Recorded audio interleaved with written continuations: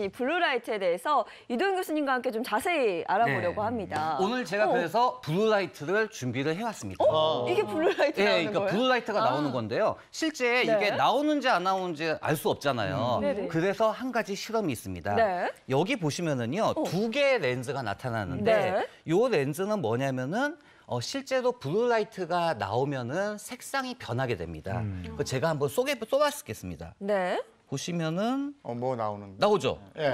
이거 뭐냐면은 이게 블루라이트가 실제로 있다는 증거예요. 그러면은 이제 왼쪽 같은 경우에는 이거는 일반 자외선 차단 렌즈고요. 네. 그다음에 제가 요거 새로 나오는 거는 이거는 블루라이트 차단 렌즈입니다. 네. 그러면은 이제 분명히 이게 블루라이트 맞죠? 네. 그러면 여기에 렌즈를 쏘게 되면은 어떻습니까?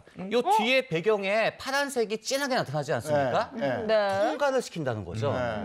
그렇게 되면은 이런 블루라이트가 눈을 통과를 해가지고 각막, 수정체, 망막까지 일으키기 때문에 문제가 심각하게 되는 거죠.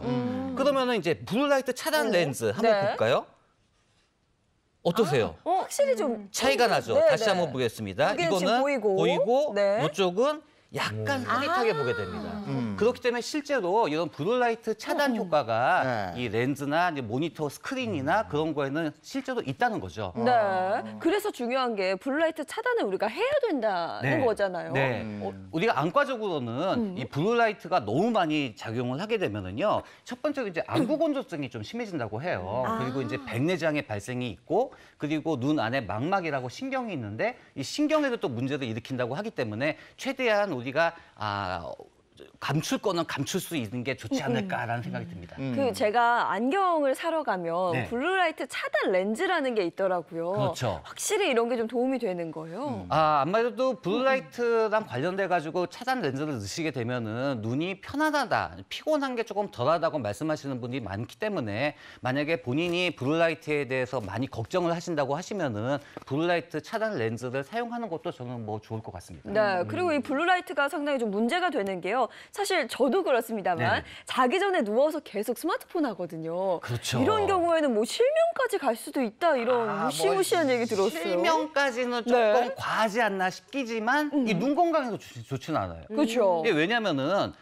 이 블루라이트라는 게 아까 전에 제가 말씀드리기에 신체 우리 몸에 이 시계와 관련이 된다고 말씀드렸잖아요. 네. 근데 우리가 잘 시간에 뭐 자지 않고 이제 핸드폰을 많이 보게 되면은 블루라이트가 막 나오겠죠. 그렇죠. 그러면 우리 몸에서는 야 아침이다 이제 일어나자. 자야 되는 시간에 이제 일어나게 되는 거예요.